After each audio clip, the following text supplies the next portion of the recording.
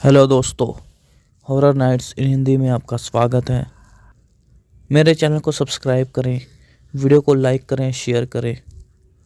हम सब स्कूल में पढ़ते थे तो गर्मियों की छुट्टी का इंतज़ार किया करते थे कि कब गर्मी की छुट्टियां होंगी, हम सब घूमने जाएंगे। गर्मी की छुट्टी में कोई अपने गांव जाता था या फिर कोई अपने घर पे रहकर छुट्टियां बिताता था।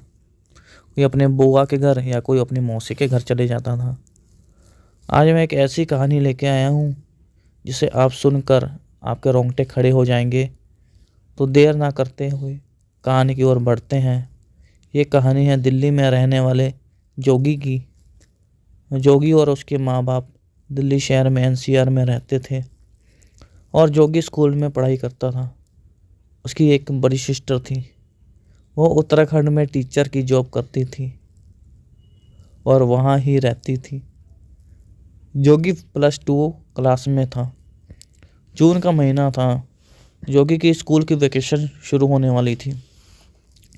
जोगी अपने गांव घूमने जाना चाहता था क्योंकि जोगी के दादा दादी गांव में रहते थे। जोगी बचपन में एक बार ही अपने गांव घूमने गया था। उसको गांव बहुत ही अच्छा लगा था। जोगी का गांव झारखंड के गुमला ज़िला में है। जोगी इस बार वेकेशन में अपने गांव जाना चाहता था ताकि अपने दादा दादी से, चाचा चाची से मिल सके। उसके दादा दादी बहुत याद करते थे। जोगी भी उनसे मिले काफ़ी साल हो गए थे। जोगी के दादा दादी ने उसको बचपन में ही एक बार देखा था, इसलिए बहुत ही मुश्किल से पापा ने उसको अकेले जाने के लिए हाँ कर दिया। जोगी के पापा ने उसके लिए तत्काल एसी टिकट करवा दिया। जोगी अब काफ़ी खुश था। जोगी की मम्मी ने उसके सारे सामान, कपड़े वगैरह सब पैक कर दिए दादा दादी के लिए।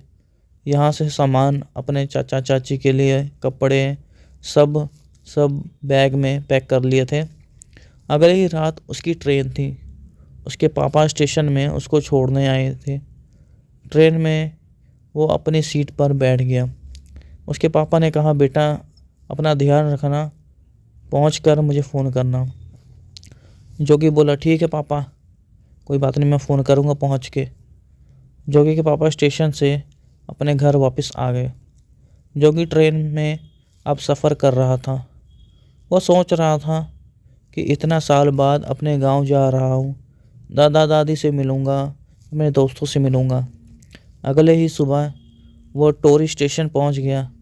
अब वो झारखंड में था। वहाँ से उसने बस पकड़ी और 2 घंटे में अपने गांव के शहर पहुँच गया। उसने अपने चाचा को फ़ोन किया था कि मुझे बस स्टैंड के पास लेने आना।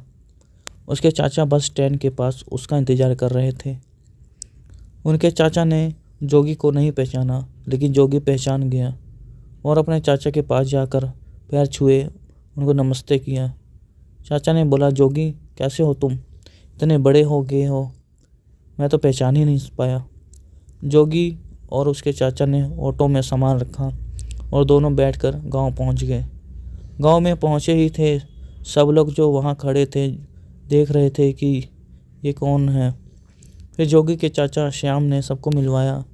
जोगी अपने दादा दादी से मिलकर बहुत ही खुश हुआ।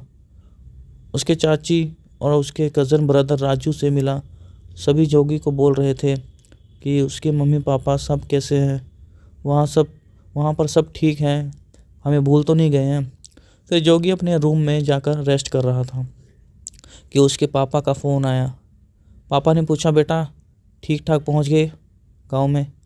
जोगी बोला कि पापा मैं गांव में पहुँच गया हूँ ठीक ठाक, अब अच्छा है सब, दादा दादी सब बढ़िया हैं, चाचा चाची सब सही हैं, चाचा लेने आया था मेरे को, तो अभी थोड़ा रेस्ट कर रहा हूँ। जोगी के पापा ने फिर बोला, चलो ठीक है, बाद में कॉल करता हूँ। शाम को जोगी के घर उसके दोस्त आए, अनिल, कालू और सुरेश और विशु। जोगी उनसे मिलकर बड़ा खुश हुआ। हाँ चल पूछने लगे कि जोगी इतने साल बाद अपने गांव आया था, सबके लिए कुछ ना कुछ लेके आया था। सबको कपड़े दिए, बच्चों के लिए खाने के लिए बिस्कुट, टॉफ़ी सब दी है। अपने चाचा को एक पैंट शर्ट दिया, चाची के लिए साड़ी दी है, दादा दादी के लिए एक शॉल दी। सभी खुश थे। फिर रात को सभी ने खाना खाया और अपने अपने कमरे में सो गए। जोगी फ़ोन चला रहा था, उसने देखा कि सब लोग इतनी जल्दी सो जाते हैं यहाँ पे। अक्सर होता है कि गांव में लोग जल्दी खाना खा के वही करीब 7-8 बजे सो जाते हैं और सुबेरे 4 बजे 5 बजे उठ जाते हैं। अभी तो 9 बज रहे हैं। उसका भाई राजू उसके कमरे में आया, बोला भैया सो जाओ नहीं तो भूत आ जाएगा। जोगी बोला तू अपने कमरे में जाकर सो जा। राजू बोला भैया नाराज़ क्यों होते हो? भैया मुझे ऐसा करो, मुझे भी दिखाओ ना मोबाइल, क्या देख रहे हो? जोगी को नींद आ रही थी। फ़ोन चलाते चलाते रात के 11:30 बज गए। देखा राजू तो सो गया अब। फिर जोगी भी सो गया। उसने बोला कल सुबह घूमने जाऊंगा। सुबह हुई, जोगी उठा और बाहर निकला। उसके दोस्त बाहर ही खड़े थे, बैल बकरियां बांध रहे थे। जोगी ने कालू से बोला कहीं घूमने चलते हैं भाई। कालू बोला आज नदी में नहाने चलते हैं, अनिल को भी बोल देता हूँ। जोगी बोला ठीक है, दोपहर को चलते हैं। दोपहर को खाना खाने के बाद जोगी, अनिल, कालू तीनों चारों जंगल की तरफ चलने लगे। जंगल से थोड़ा ही दूर एक नदी बहती थी। गर्मी का समय था। वो नदी में नहाने के लगे। जोगी को तैरना नहीं आता था, इसलिए वो किनारे पर ही नहा रहा था। जोगी बोला भाई मैं तो पानी में बीच में नहीं उतरूंगा, बहाव बहुत ज़्यादा तेज़ है और गहरा भी है, मैं किनारे ही नहाऊंगा, मुझे डर लगता है कहीं मैं पानी में डूब ना जाऊं। फिर जोगी और सभी दोस्तों ने अपने कपड़े पहनकर घर की तरफ चलने लगे। दोपहर का वक्त था। रास्ते में वो बिस्कुट वगैरह लेके आया था जोगी, बिस्कुट और भी कुछ खाने के लिए, लेस कुरकुरे का पैकेट वगैरह सभी को दिए। तीनों चारों दोस्त आराम से खाते खाते बात करते करते आ रहे थे। जोगी फ़ोन भी नहीं लेके आया था वहाँ पे कि वहाँ जा रहा हूँ, फ़ोन क्या करूँगा, जल्दी जाना आना है। लेकिन शाम होने वाली थी, एकदम शाम हो गई थी। जंगल में अब अंधेरा हो रहा था, धीरे धीरे अंधेरा होने लग जाता है, कुछ दिखाई नहीं देता है गाँव में। जंगल में अभी बहुत घना जंगल होता है वहाँ पे। वही तीनों चारों दोस्त जल्दी जल्दी सब दोस्त आगे बढ़ रहे थे। जोगी ने अचानक जंगल में देखा कि एक औरत को देखा जो कि एक पेड़ के नीचे बैठकर कुछ मंत्र पढ़ रही थी। उसकी तरफ पीठ जोगी की तरफ था, वो आगे बैठी थी और उसके चारों तरफ गोल आकार का एक चक्र बना हुआ था। उसने काले कपड़े पहन रखे थे और किसी जानवर, पता नहीं किसी पक्षी की सामने मार के लिटाया हुआ था और उसकी गर्दन काट दी उसने। ये सब देखकर जोगी डर गया कि ये सब औरत, ये कौन है? ये सोचने लगा मन में कि ये औरत कौन है, वो क्या कर रही है यहाँ पे इतनी रात के टाइम, भी काले कपड़े में कुछ मंत्र पढ़ रही है जोर जोर से। उसको समझ नहीं आ रहा कि ये हो क्या रहा है। उसके दोस्त काफ़ी आगे निकल गए थे तो वो उसको छोड़ के वो भी आगे निकल गया अपने दोस्त के पीछे पीछे। उसके मुंह से कोई आवाज़ नहीं निकल रही थी। अंधेरा की वजह से कुछ वो भी औरत जो बैठी थी वो भी मतलब उसकी तरफ देख नहीं पाई, ध्यान नहीं दिया उसने जोगी की तरफ। जोगी अपने दोस्तों के साथ जब गांव पहुंच गया तो उसने उनसे कहा कि मैंने जंगल में एक औरत देखी थी। वो कुछ इस तरह थी कि उसने काले कपड़े पहन रखे थे, कुछ तंत्र मंत्र पता नहीं क्या कर रही थी, आग जलाया रखा था उसने, चारों तरफ वो रेखा बना रखी थी अपने और बीच में बैठी थी, राउंड सर्कल बनाया था और पता नहीं कुछ मंत्र पता नहीं क्या पढ़ रही थी। किसी जानवर की उसने बलि भी दी हुई थी। खून हाथ में ऐसे किए थे उसने, थोड़ा खून था। दूर से मैंने देखा था उसको, लेकिन उसका जो चेहरा था मैं देख नहीं पाया, उसकी पीठ मेरी तरफ थी इसलिए। तो और उसने इस जानवर के पास से खून निकाला और पता नहीं कुछ क्या करने लगी, कुछ ऐसा कुछ पता नहीं क्या कर रही थी, कौन थी पता नहीं मुझे। तो कालू बोला यार ये कैसी बात कर रहा है, उस जंगल में अंधेरे में कोई भी नहीं जाता है, सुना है कि उस जंगल में डायन या पिशाचिनी रहती है, वो खून पी जाती है, इसलिए वहाँ की तरफ कोई नहीं जाता। अनिल बोला भाई घर पे मत बताना कि हम यहाँ जंगल की तरफ गए थे, नहीं तो घर पर डांट पड़ेगी हमको।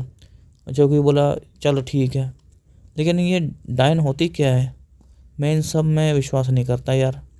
अनिल बोला भाई सच में ये सब बुरी शक्ति वाली होती है, जोगी बोला, क्या बकवास कर रहे हो यार, और कुछ नहीं मिला क्या मुझे डराने के लिए, जो ये सब कहानी बना रहे हो। अनिल बोला, चल ठीक है भाई, तू जा घर, अब रात हो गई है। जोगी घर जाकर सोच रहा था कि वो औरत जो थी वहाँ कर क्या रही थी इतनी रात के टाइम, कौन थी, गाँव की तो नहीं लगती मुझे, मैंने तो कभी देखा नहीं शायद उसको, और उसका चेहरा भी तो मैंने नहीं देखा। उसके दिमाग में काफ़ी सवाल घूम रहे थे।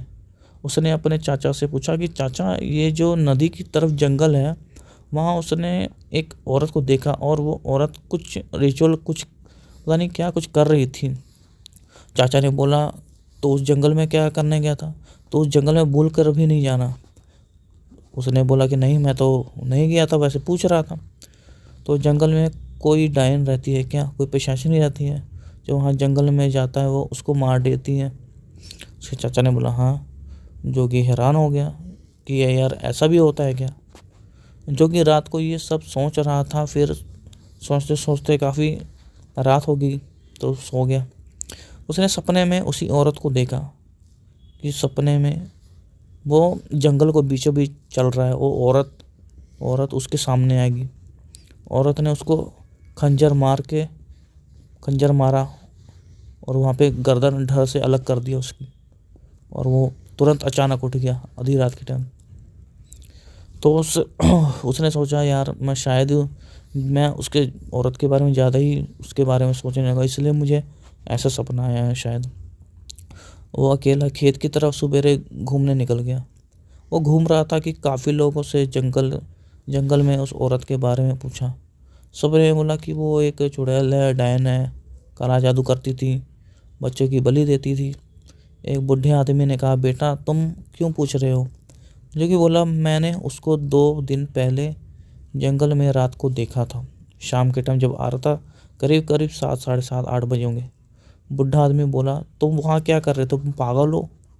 जो कि बोला, मैं नहाने गया था अपने दोस्तों के साथ, घर आते वक्त रात हो गई थी, घर वापस आ ही रहा था कि मैंने उसको ऐसे ये सब करते हुए देख लिया, उसने लेकिन मुझे नहीं देखा शायद।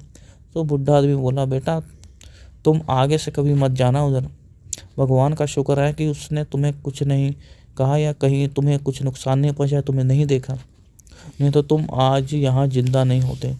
जोगी बोला, यार सभी ये सब क्या है, ये सब पता नहीं ऐसी बात करते हैं, आज से मैंने कोई भूत वूत नहीं देखा, और हंसने लगा।